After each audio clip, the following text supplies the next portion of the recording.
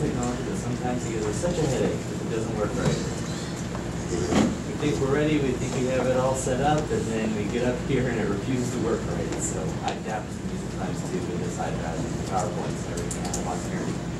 Sometimes I have them all beautiful and perfectly formatted on the computer and it looks great, and I transfer it over and it goes up on the TV looking terrible. It just doesn't work.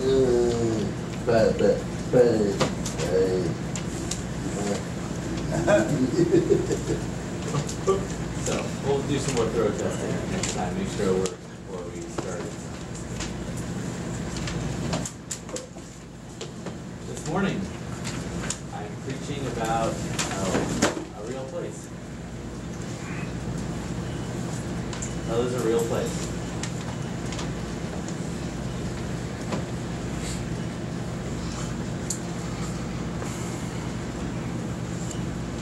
You know, Jehovah's Witnesses do not believe in hell. Some Jews do not believe in hell.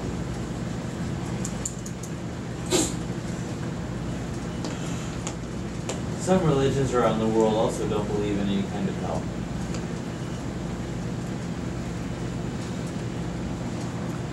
So it's interesting, while I was doing my research, that I was surprised about the Jews not believing in hell.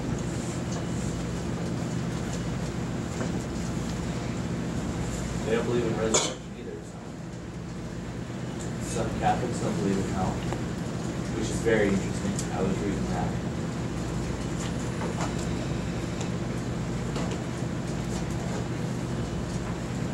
And Scientology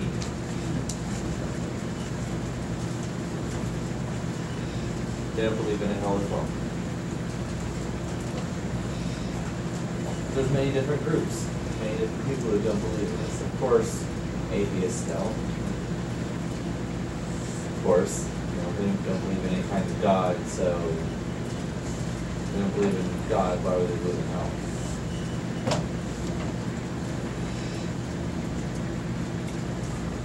My preaching today will show you that yes, that heaven is a real place. Many people think that once you die, it's all over, like animals. When they die, they just go back to the dirt, and that's it.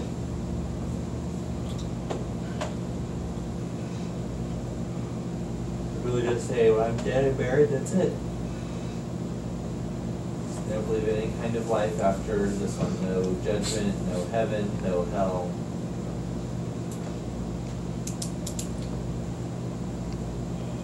Everyone will die.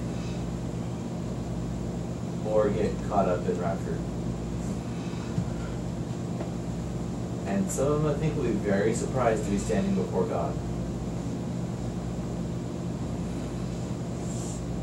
There is no second chance. No reincarnation. Remember I explained last week about that? Like if you're a good boy, and you die, you'll become a king, or if you're a bad boy, and you die, you may go back to being an insect, and you have to be a good bug, and then you have to become a frog, and then once you're a good frog, then you die, you become, I don't know, a horse, I don't know, if you're a good horse, then it goes up and up and up like that. Some religions believe in that kind of system. Hinduism, especially.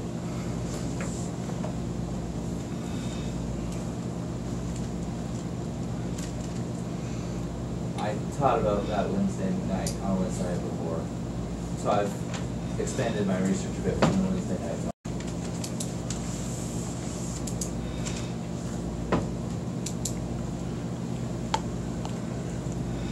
Fox News did some polling of Americans in 2009 who asked if they believed in heaven or hell.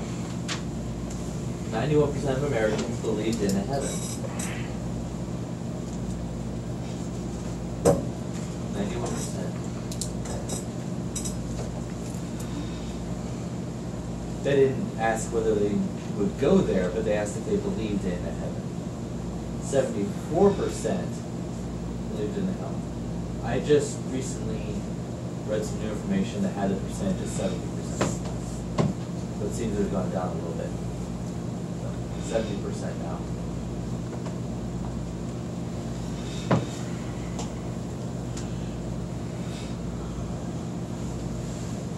Fox News is supposed to be the more Christian of the news networks. That might be why the percentage is higher.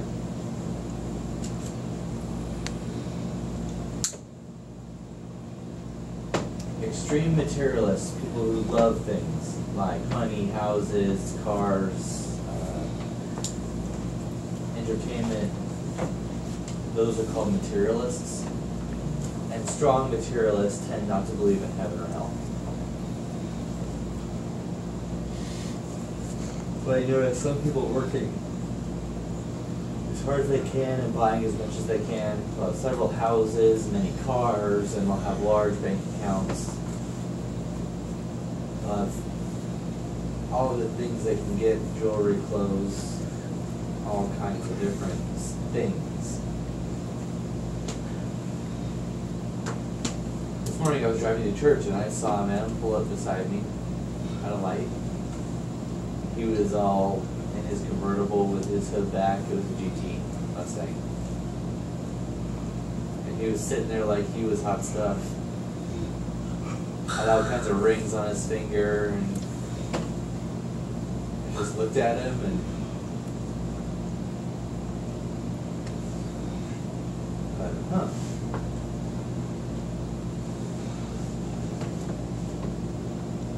I don't know if he was a lawyer, I don't know what work he did, but it looked like he was an extreme materialist. Like, you work hard all week, you have all this money enough for everything you could possibly want. I don't know, maybe he just not getting done partying all night or something, I don't know. But I looked at his car and I thought, hey, that's a nice car. But, you know, I had to squash that temptation those ways. Materialists love worldly things. They tend to feel that this world is all there is.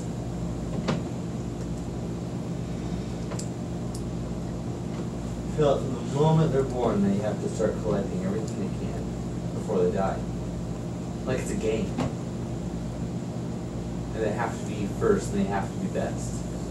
They have to buy everything. They have to have a boat, car, houses. They have to have a good balance in their bank account. They have to have great work. It's kind of their thing.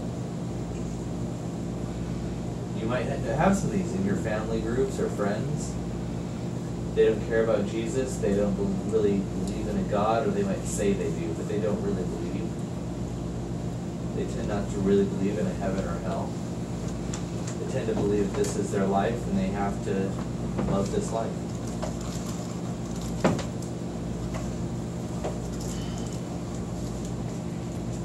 That's the definition. Materialist is someone who values material wealth and possessions more than spiritual things. They could be disinterested in church. They could be disinterested in God and religion.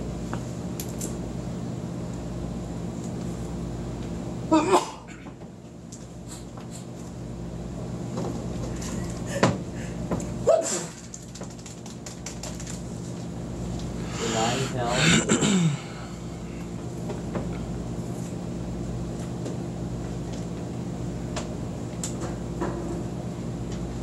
People in the back of their minds know. They know there's something after.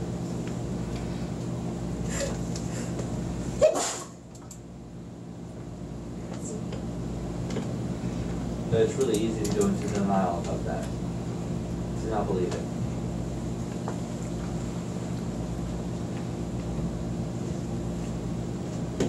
Really, in the back of their minds, all people know. That's the Holy Spirit's work. It's to work in people's hearts, to show people's hearts, to let them know that God created the world, that He made heaven, He made the earth, and everything else. And people deny that. This is truth. This says there is a heaven and a hell. But people always brush that aside as an old story, fable, or tale from long ago that has no relevance on today.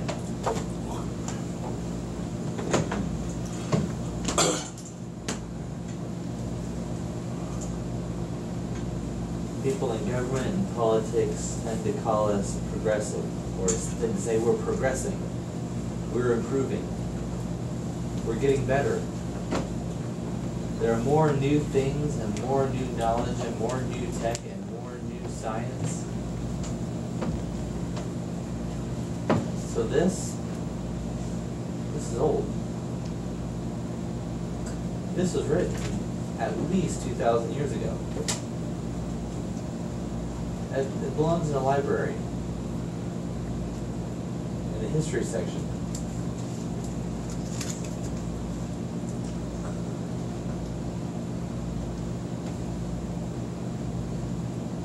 If you're interested in the Bible, go look at the history section. It'll be there somewhere. Not religion.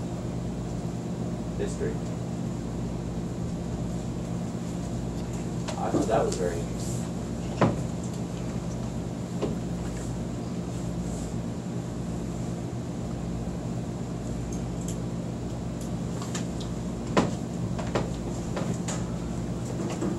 God doesn't want to send people to hell. He doesn't. God cherishes all people. God wants everyone to go to heaven and have a relationship with Him. But our choices, and through our choices, we don't follow Him.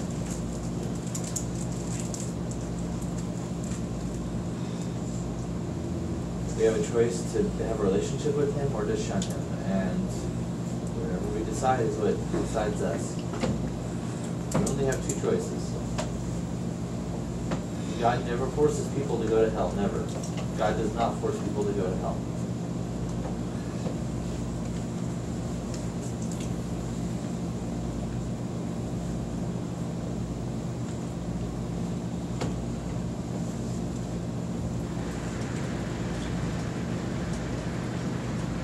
Now He evaluates everyone, and if you're a sinner, you don't honor God, you don't follow His Son, well, that means you're still guilty.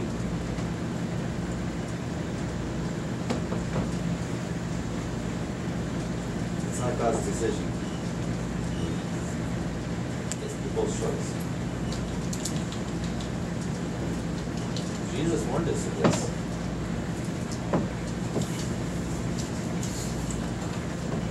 In 2 Peter 3:9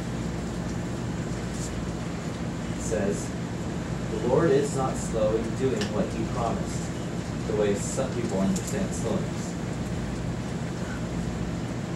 God is being patient with you. He does not want anyone to be lost, but He wants all people to change their hearts and lives. He wants all people to change their hearts and lives. To follow His Son. To enter heaven. That's what He wants. He doesn't force hell on anyone. People always ask me, how can a loving God send people to hell? How does that work? That's impossible. I say, yeah, you're right. If God is love, that is why He sent His Son to die for us so that we can go to heaven, because He loves us. If you reject Him and reject His love, that means you have to go to a place of punishment forever. This is how it works. Your choice. It's not His fault. Right?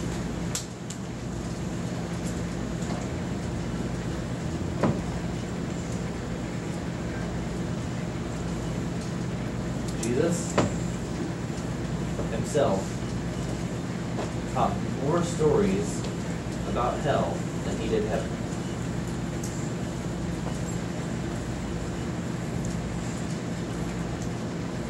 Your instinct tells you that Jesus probably should have expanded on heaven more. He should have talked about heaven more, but he didn't.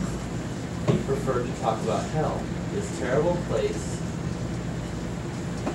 He chose to expand on that more than he did heaven. How much percent more do you talk about hell, you think?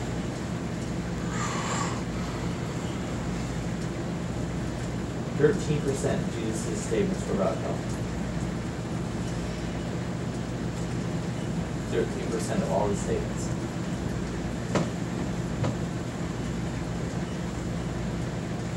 There are 48 verses about hell. 48.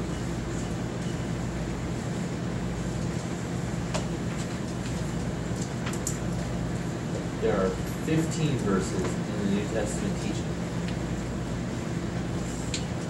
Not all of it, but Jesus' teaching. There's 48 about hell and 15 about heaven. 15.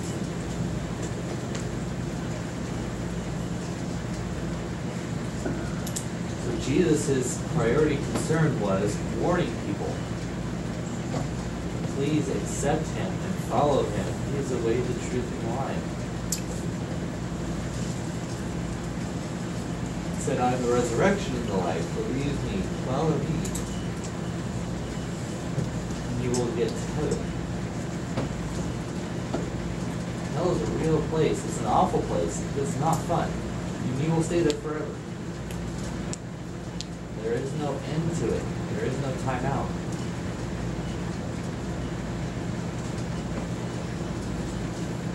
Just like heaven is forever, hell is a place of punishment forever.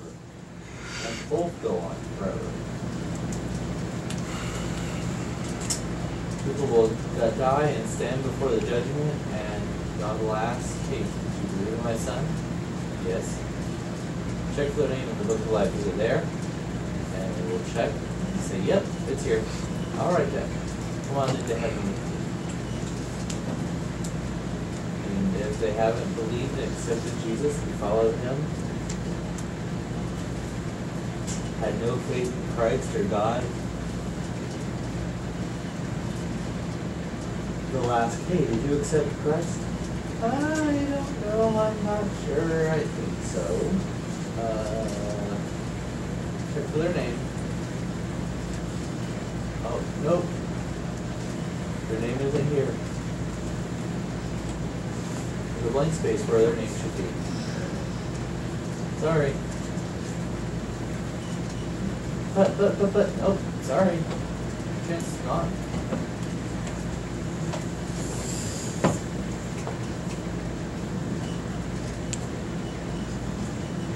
What hell looks like.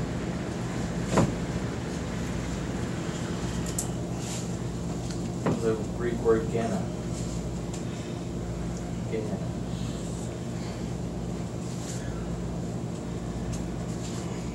It means a place of punishment or a place of burning.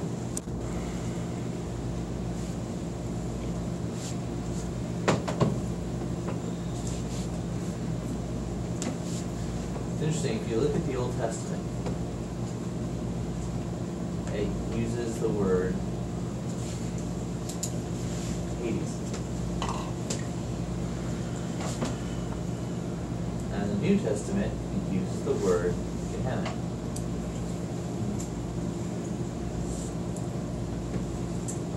Why is that?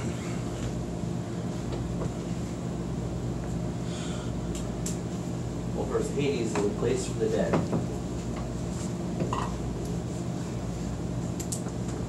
Gehenna was a Greek name for the valley of Hinnom, southeast of Jerusalem. And it's a real place. It's near Jerusalem. It's a deep valley called Hinnom. It's mentioned in Joshua 15:8.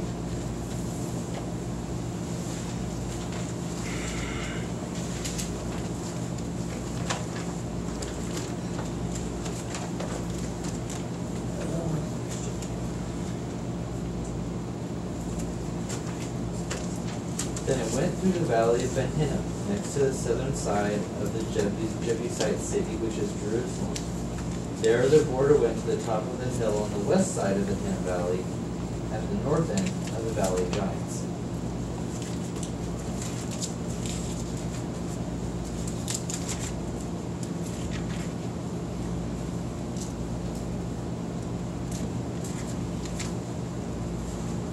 Real place.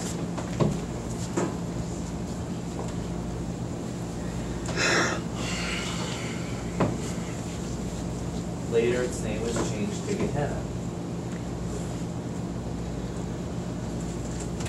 The Jewish people hated that area.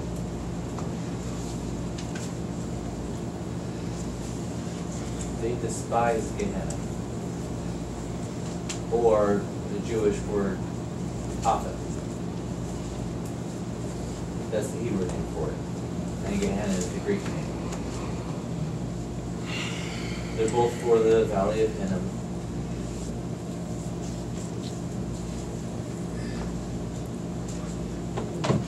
Some of the pagan religions in that area had slain sons and daughters there and for human sacrifices.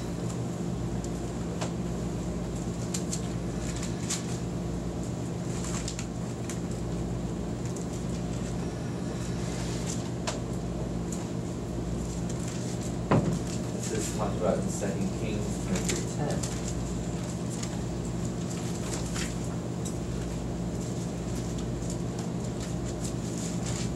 Josiah ruined Tophet in the valley of Ben Hinnom, so no one could sacrifice his son or daughter to Moloch.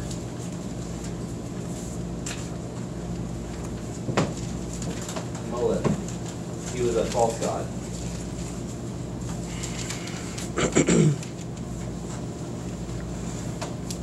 He was a false god of that area at the time Josiah came to power.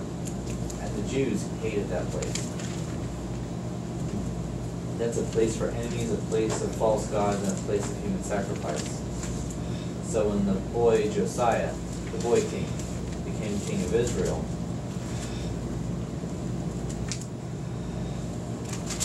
he decided and ordered the destruction of that area, the destruction of the sacrificial places.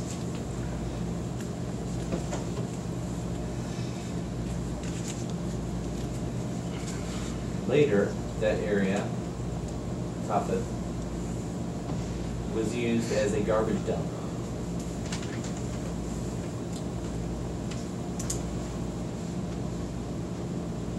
They would place unburied people there, unburied animals there. Sometimes they would burn in that area.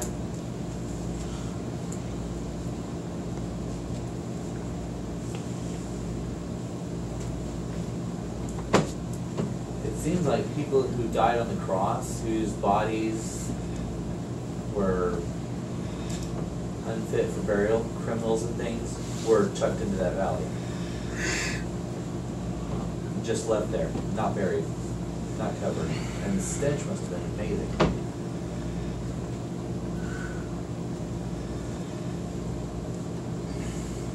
People would bring trash, throw it in that valley to be burned. In that area, the fire never ran out. The fire would persist all day and all night. Because people would work there and keep the fires going to get rid of the trash. The fires would just never stop.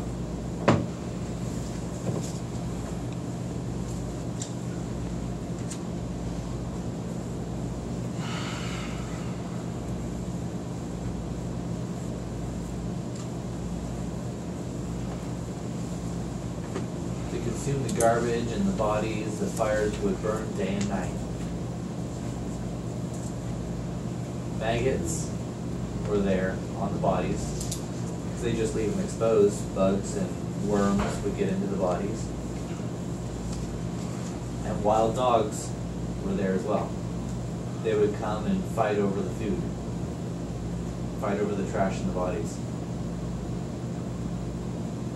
They would eat the dead animals and dead bodies and things.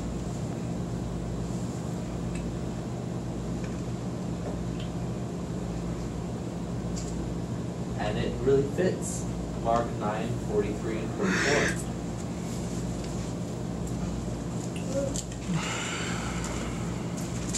If your hand causes you to sin, cut it off. It's better for you to lose part of your body and live forever than to have two hands and go to hell, where the fire never goes out. If your foot causes you to sin, cut it off. It is better for you to lose part of your body and live forever than to have 2 feet and be thrown to hell. Notice the verse. It says, the fires never go out. It means hell is a place of burning, fire that never goes out, that goes on all day and all night.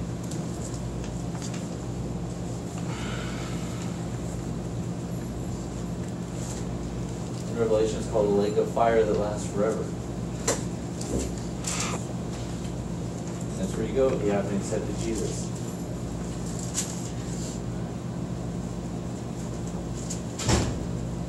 It doesn't vary, it doesn't go off or sprout up and come on, it just persists forever.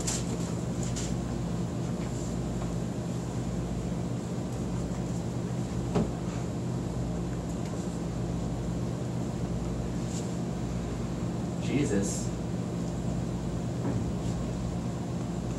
had been to Jerusalem, and he'd probably seen the valley top it. And get it. I think it's totally possible that Jesus saw this area and thought, this would be good to explain to my disciples what hell looks like. And so he would use this as a object lesson for God's place of punishment forever.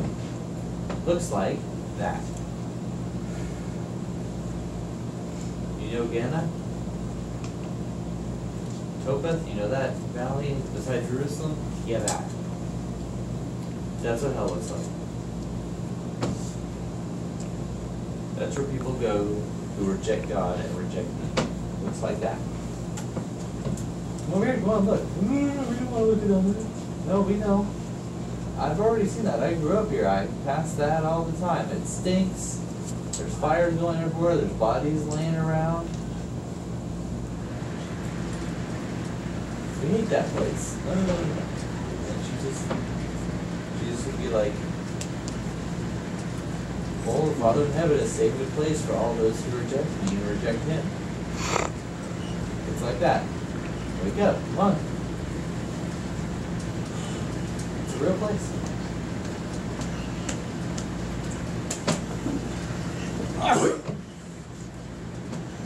I'm sure hell is worse than that.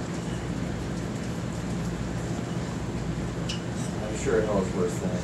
Top of.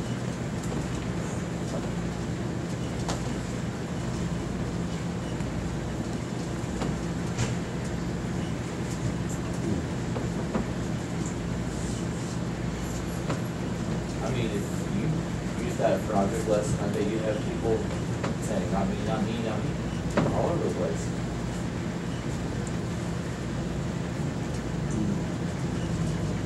Still, some Jews do not believe in hell. And the Catholics don't believe in hell. I mean, hell is a real place, and it's not a fun place. Some people say, my life here on earth is hell. Really? Your life on earth is easy. So much easier than that. Hell is an awful place. It is no fun. There's no drinking and parties there. People say, I'll see you in hell. Well, no, not really. It's described as dark.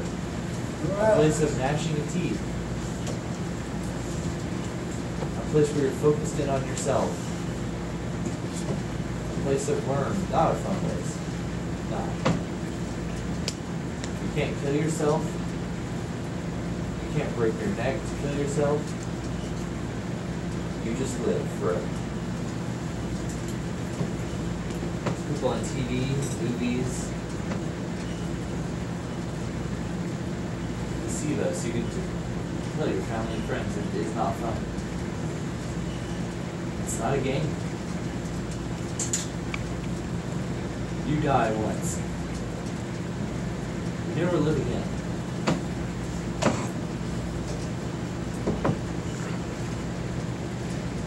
I think Jesus got some of his imagery from this area.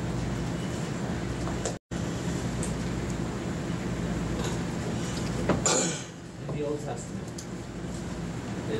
the word Hades is sometimes used.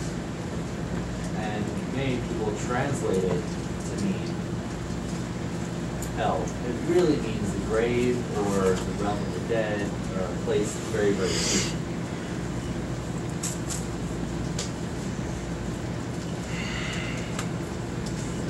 I'll cross over here real quick.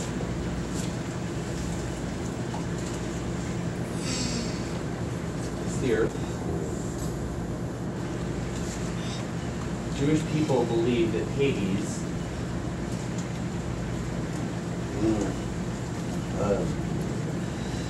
was actually inside the earth.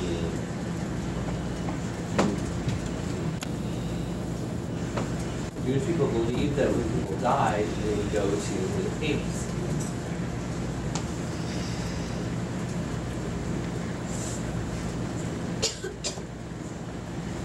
That's why when Lazarus died,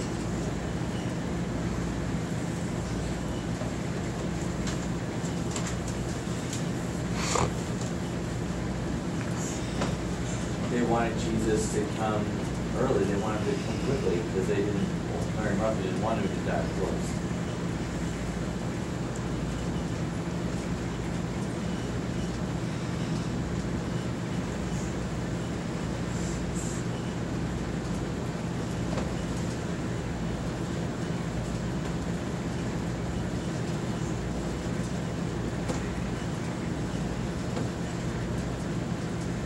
They urged him to come quickly, but he didn't. He delayed. And he arrived 3 days later, 3 days after that, 3 days after Lazarus had died. Jewish people believe that the spirit lingered around the body for 3 days before it actually left. And went to this place, Hades, in the center of the earth, or below the earth.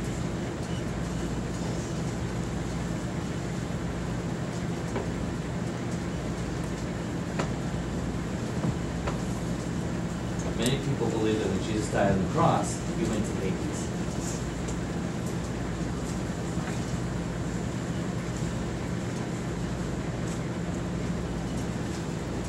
And Jesus stood at the great gulf that divides our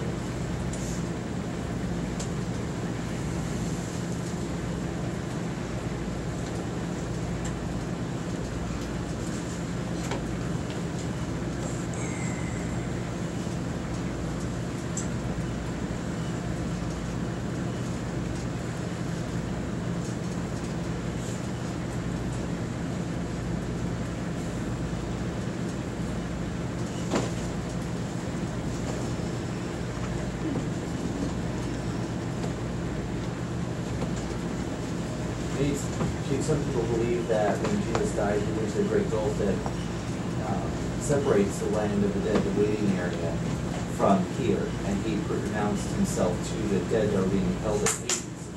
And people who have believed in him in the past were pulled out of Hades into heaven at that time. He pronounced himself as the promised one, the one that had died for cleanse their sins. And he pulled the people from the Old Testament out of Hades.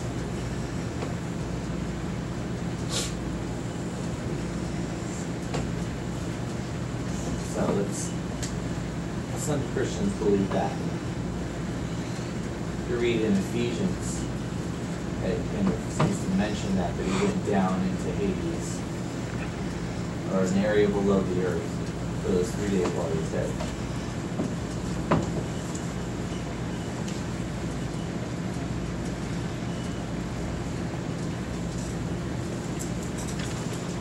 Matthew 11:23 says, "And you, Capernaum, will you be lifted up to heaven?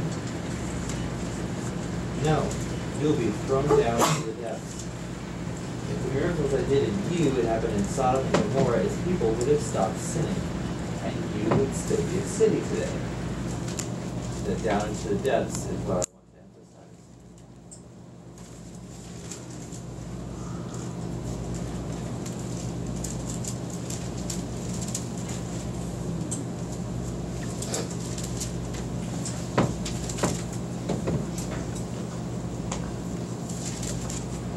Jesus went to a town named Capernaum. He preached there, but the people didn't believe him. Jesus did many miracles in that city, but still they wouldn't believe.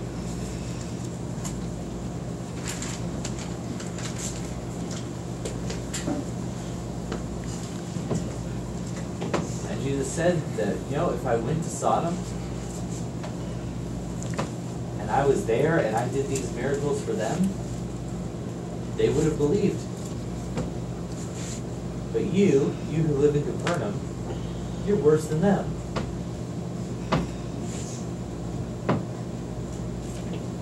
The point, I think, is the casting into the depths.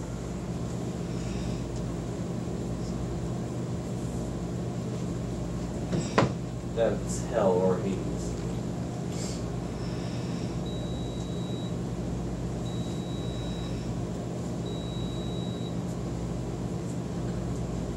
Next is Luke 16:23. It says, "In the place of the dead, he was in much pain. The rich man saw Abraham far away with Lazarus at his side." The word they use there is Hades.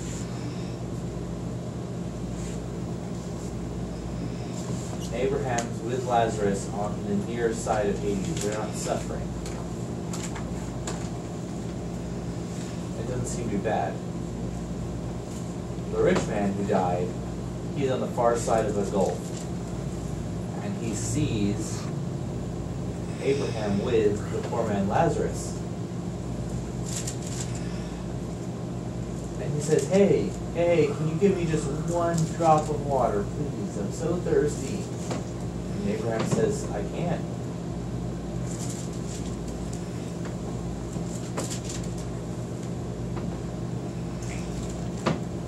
Story says it's too late. You've had the prophets before, you didn't listen to them.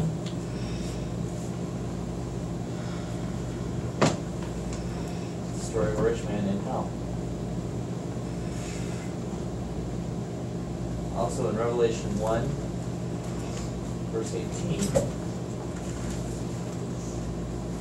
I am the one who lives. I was dead, but look, I am alive forever and ever. I hold the keys to death and the place of the dead.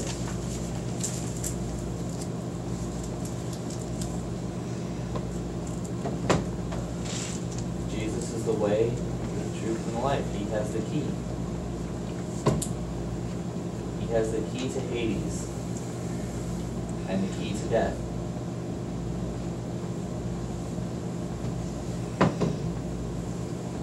It's interesting. Some translations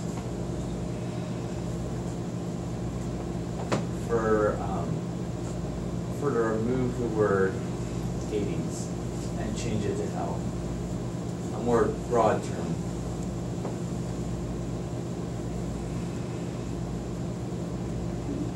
And they remove the word Gehenna, and they translate that to hell as well, because it's a more general term. I think you should leave those words. Old Testament in Hades, and leave Gehenna in the New Testament, to make that distinction.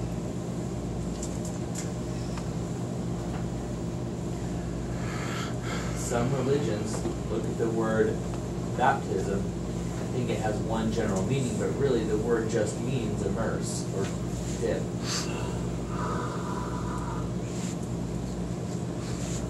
To go under the surface of water. Some religions are debate all this, and I think it's just better to change that word baptism.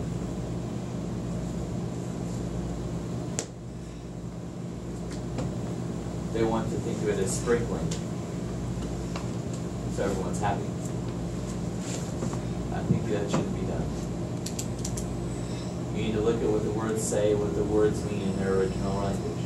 It really means immerse, to dip under. The same idea as hell. They use a general word. I think it removes some of the meaning. I don't want someone to be convicted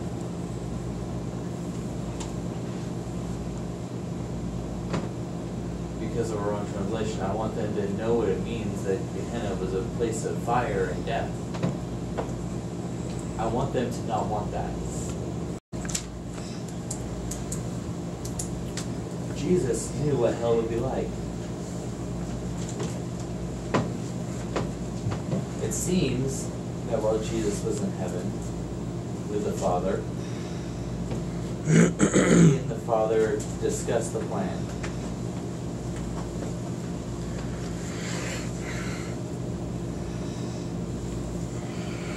Jesus knew what it looked like. Jesus had already seen it. So when he came, he knew what was in store.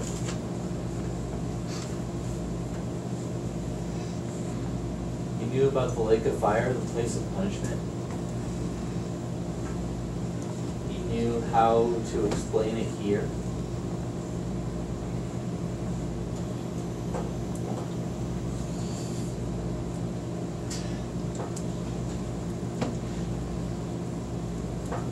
Saw Gehenna as a good object lesson, a good example.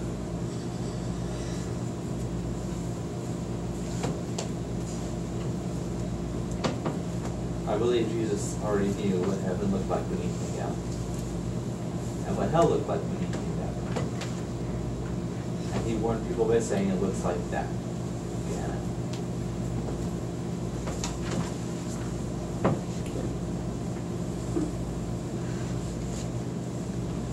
I forgot to do a reference on this one, but Matthew 13:42.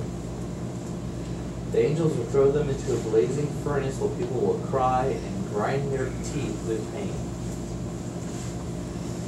That's an awful description. It said you'll be thrown into a place that looks like a furnace. The people will grind their teeth because of the pain.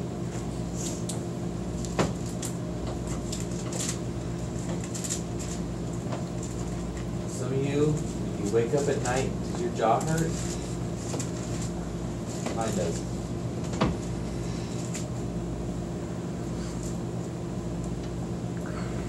It has a retainer burning as well. I don't have a retainer. Sometimes when I go to sleep and I go into a real deep sleep, I'll grind my teeth.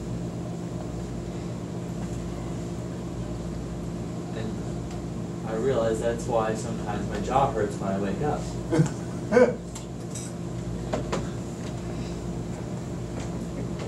Yeah. I grind my teeth in my sleep.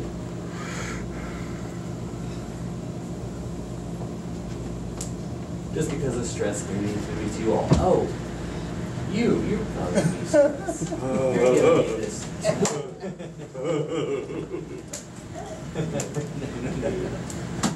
No. Not really. I'm just kidding.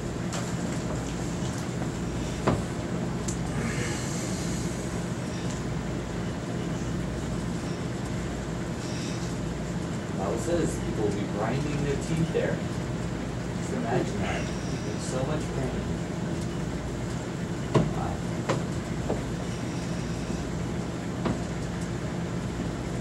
If you're in pain all the time, you sometimes grind your teeth until they break.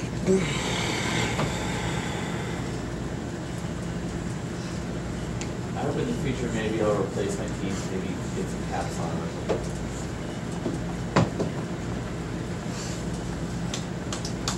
But that was Jesus' warning. Another warning.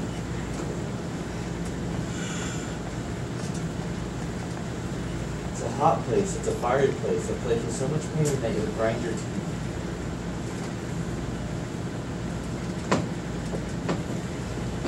beautiful teeth now?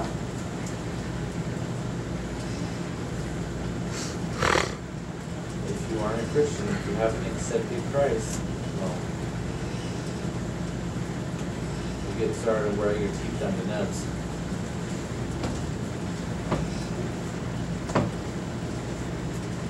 They said it would keep going, that it'll never rub your teeth down? Probably.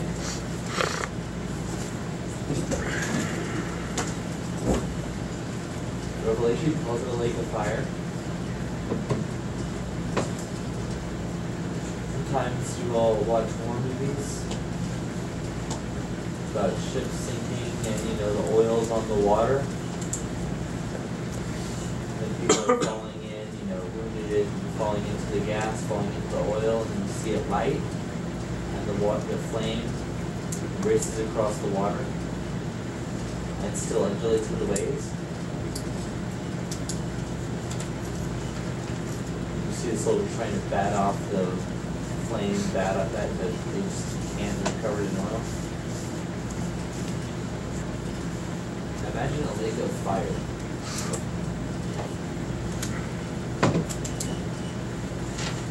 Revelation 20 verse 10.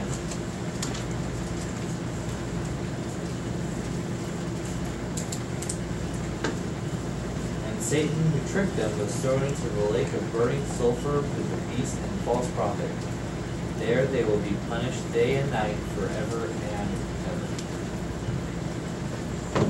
Have you smelled sulfur before? Yeah, where? Oh, it's yellow? Yellowstone. Oh, yeah, Yellowstone. Have you smelled burning sulfur? It smells like eggs. Have you burned an egg? I've burned an egg before. It smells crazy strong. Well, Lindy came in and was like, what happened? Sorry, I forgot the eggs. You're supposed to watch the eggs. You're cooking the eggs. Don't leave the eggs. I was like, I'm so sorry. But that smell, like burning eggs, is sulfur.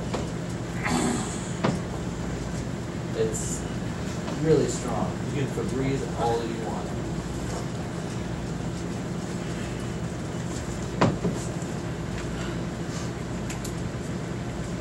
It's made for the devil and the angels who follow him.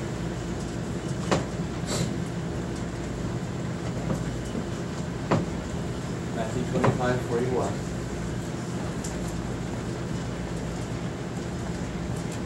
Then the king will say to those on his left, go away from me, you will be punished. Go into the fire that burns forever, that was prepared for the devil and his angels.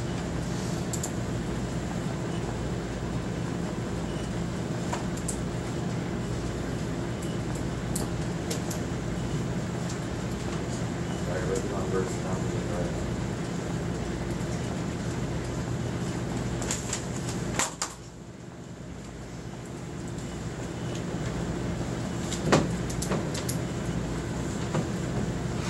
Really, that verse says that God really made hell, made that place, the lake of fire, for the devil and the angels who rebelled against him. We call them demons. It's not really for us.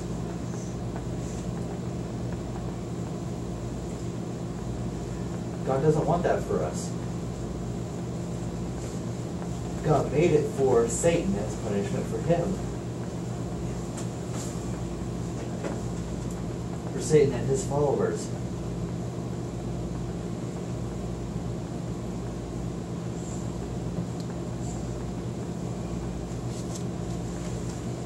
But he has to do something with the ones who won't believe.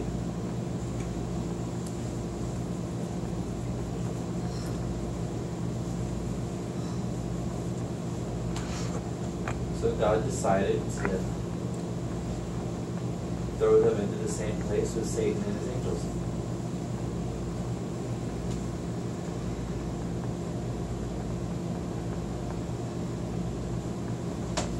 It is our choice.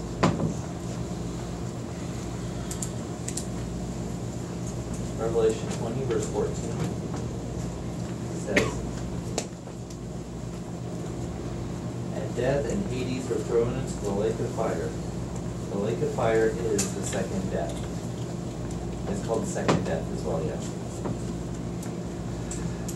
Our first death is what?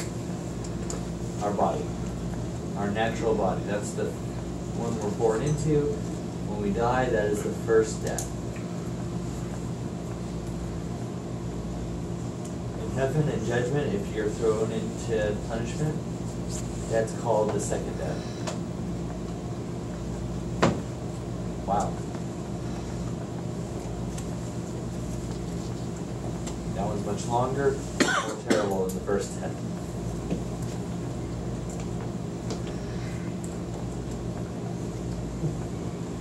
Second death means eternal separation from God.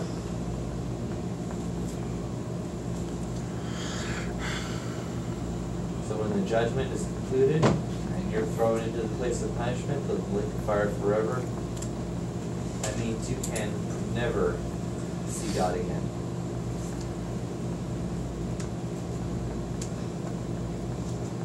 Anyone punished so will never see God again. Will never see His glory ever again. Never have peace again.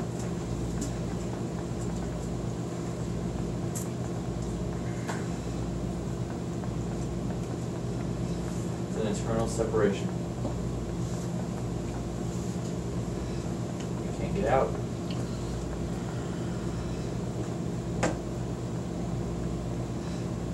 You can't say, hey God, can I have a vacation real quick? You know, just a little bit, 5 minutes. 1 minute, please? No. There's an eternal separation. Say, hey, I made a mistake, I changed my mind, can we discuss this, please? No. The decision's been made.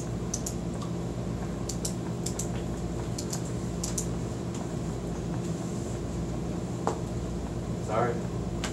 Bye-bye.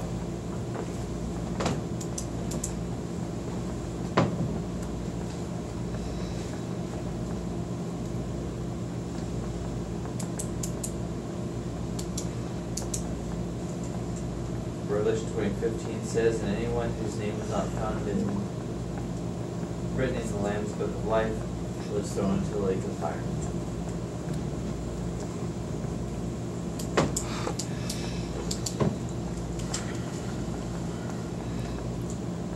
It's for those people whose names are not in the Book of Life. And anyone whose name was not found was thrown into the lake of fire.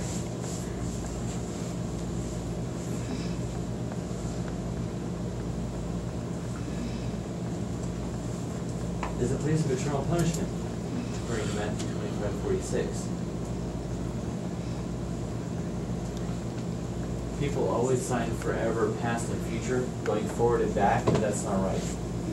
God only is this kind of forever. We are born, and that is our start, and we die, and we go to heaven or hell, and we live forever out into the future only. We can't live in the past. If you do it with two hands moving opposite, that means you can go into the past as well, and you can't do that. Only God can be that sign. Only God is infinite and forever before and after. We are not. We start at a point and go forward forever. We can't go back.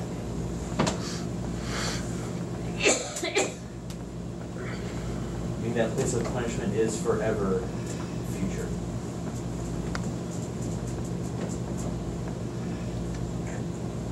Not back. You can't, it's not, it doesn't go back.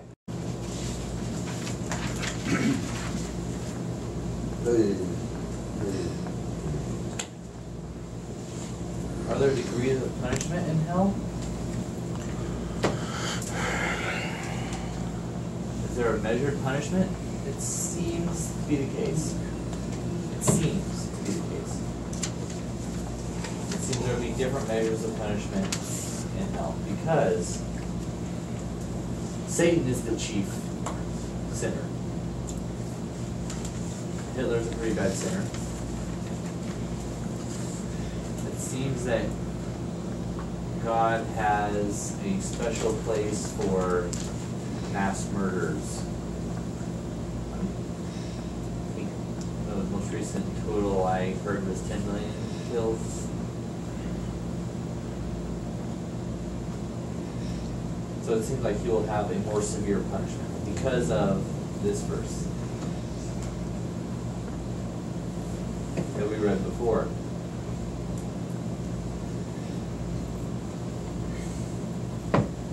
It said the people of Capernaum would be punished more than the people of Sodom because they saw Jesus. In the Old Testament, Sodom had not seen Jesus. They had no knowledge of Jesus, except with limited revelation to Abraham. But the people in Capernaum saw Jesus in the flesh. They met him. They saw him do miracles. So Jesus said that Capernaum would be punished more severely, worse than Sodom.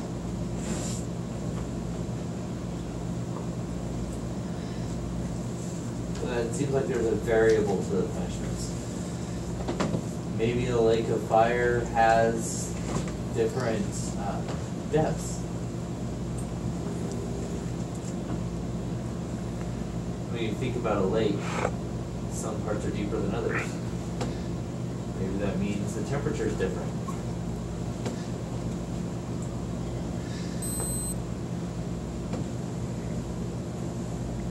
Maybe it means you're just a little kid who grew up and is mostly innocent. Maybe you'll be in a lighter punishment. But a person like Hitler, mass murderers, evil people, they will be put with the devil and his angels in the more deep part, in the hotter part.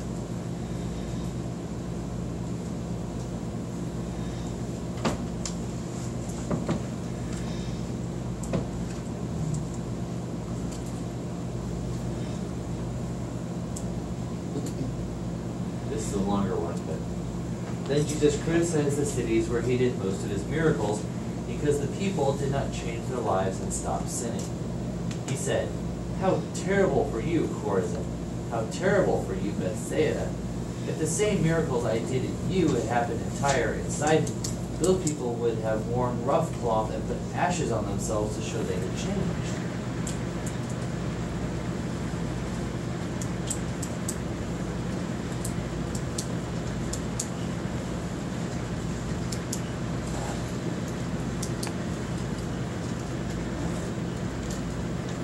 But I tell you, on Judgment Day, it will be better for Tyre and Sidon than for you. And you, Capernaum, will you be lifted up to heaven? No, you will be thrown down to the depths. If the miracles I did in you had happened in Sodom, its people would have stopped sinning and would still be a city today. But I tell you, on the Judgment Day, it will be better for Sodom than for you.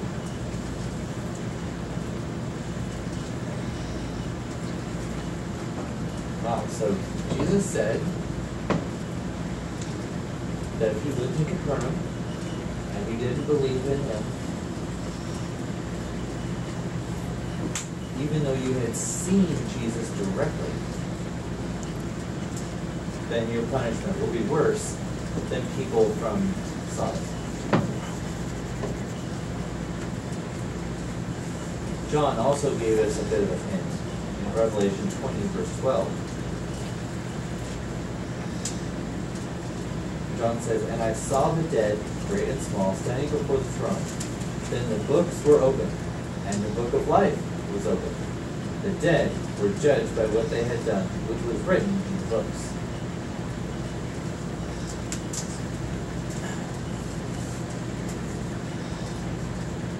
Those standing before God in judgment. And again, it looks like their deeds are measured. That punishment is measured. Luke gave us another hint in chapter 12, verse 47. The servant who knows what his master wants but is not ready, and who does not do what the master wants will be beaten with many blows. Again, Jesus is giving a picture of people who don't care about God.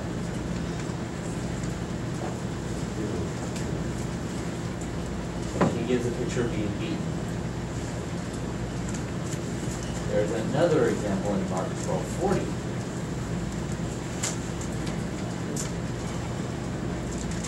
But they cheat widows and steal their houses, then try to make themselves look good by saying long prayers. They will receive a greater judgment, a greater punishment. Oh. Who's he talking about? He's talking about the Pharisees. He's talking about the Pharisees. Taking advantage of widows. Stealing their houses and stealing their money. Jesus said that their punishment would be more severe than normal. Maybe false prophets as well, false preachers, false teachers. That's why I'm very, very careful in my life, in my walk with God, to preach and teach and help people and minister and care for people. Because I know God will be more strict with me in the heavenly judgment. I know that. I'm very careful in what I do and what I say and what I preach. Because it's not mine. It's not my place to make up things and be false.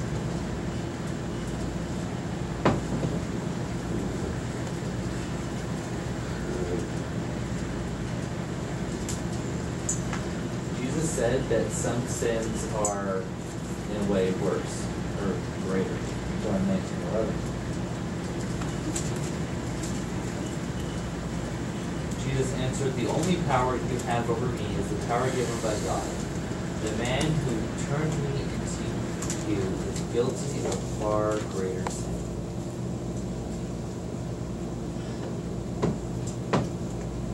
Jesus is talking about the governor Pilate, the governor of the area, the Roman governor, Pilate. Remember? Jesus was standing before him. Jesus himself said that, yes, you're guilty. God will judge you.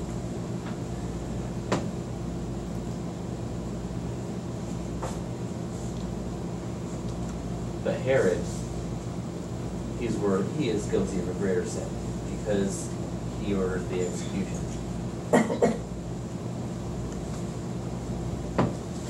Or he recommended it at least. Paul has a famous verse in Galatians 6:7 that says, "Man will reap what he sows." It means if you're evil, if you take advantage of people, then you'll stand before the judgment, and God will know. If you took advantage of people, you were an evil person, you stole and lied to people, so your punishment will be equal to your crime.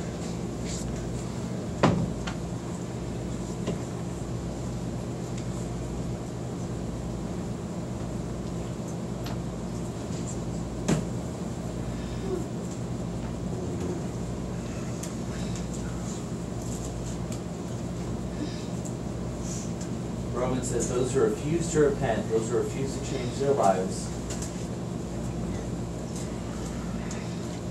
God will store up punishment for them. It's Romans 2, verses 5 and 6. But you are stubborn and refuse to change, so you are making your own punishment even greater on the day he shows his anger. On that day, everyone will see God's right judgments. God will reward or punish every person for what that person has done.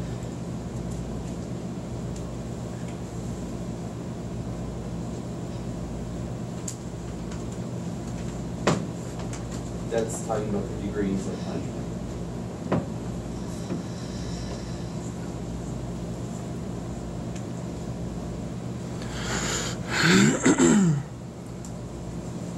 The writer of Hebrews said that there will be degrees of punishment. Hebrews 10:26-31, it's kind of a long verse. It says, if we decide to go on sinning after we know the truth, there is no longer any sacrifice for sins. There is nothing but fear and waiting for the judgment and terrible fire that will destroy all those who live against God. Anyone who refused to obey the law of Moses was found guilty from the proof given by 2 or 3 witnesses. He was put to death without mercy. So what do you think should be done to those who do not respect the Son of God, who look at the blood of the agreement made with them holy who look at the blood of the agreement that made them holy as no different than others' blood, who insult the Spirit of God's grace?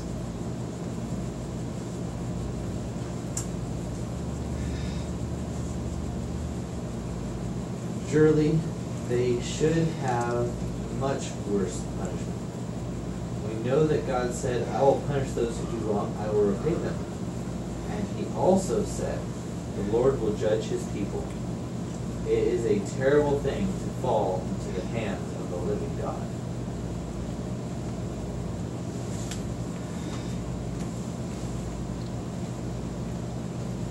Wow. God has shown so much love, so much grace through all these years. To the Jewish people in the Old Testament, now to Christians in the New Testament, God has shown so much mercy and grace.